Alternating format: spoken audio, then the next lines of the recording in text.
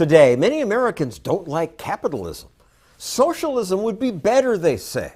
Not repressive Russian or Venezuelan socialism, but democratic socialism, like what's practiced in Scandinavia. I think we should look to countries like Denmark, like Sweden. Say, well, you want to be like Sweden? Kinda. Sounds pretty good. People interviewed in this just-released PBS documentary say America should be more like Sweden. It seems like it's like a place that, like, no problems or something. It is a socialist economy. Volvos and socialized medicine. Volvo is now a Chinese company. Welcome to Stockholm, Sweden.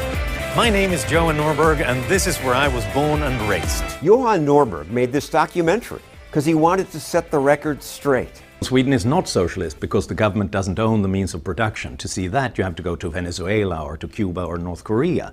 But we did have a period in the 1970s and 1980s when we had something that resembled socialism, a big government that taxed and spent heavily. And that's the period in Swedish history when our economy was going south.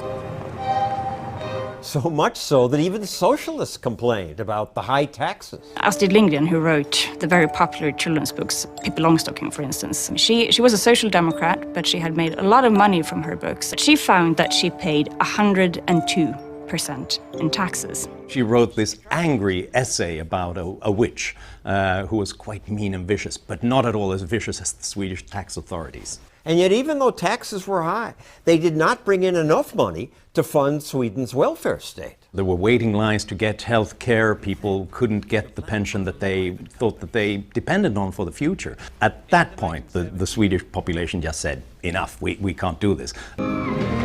Sweden then reduced government's role.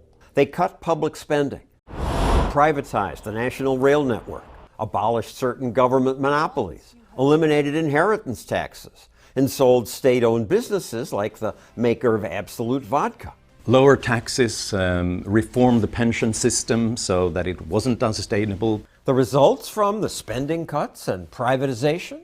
This impoverished peasant nation developed into one of the world's richest countries. All I hear is that Sweden is this socialist paradise. We do have a bigger welfare state than the US, higher taxes than the US, but in other areas, when it comes to free markets, when it comes to competition, when it comes to free trade, Sweden is actually more free market. That free market pays for Sweden's big welfare programs. Today, our taxes pay for pensions. You call it social security.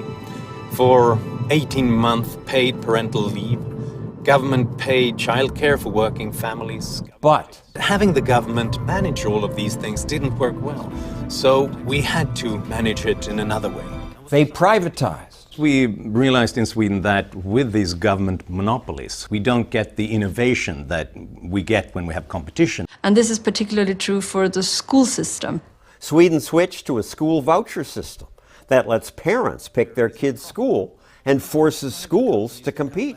And one of the results that we've seen is not just that the private schools are better than the public ones, but even the public schools in the vicinity of private schools, they often improve because they have to.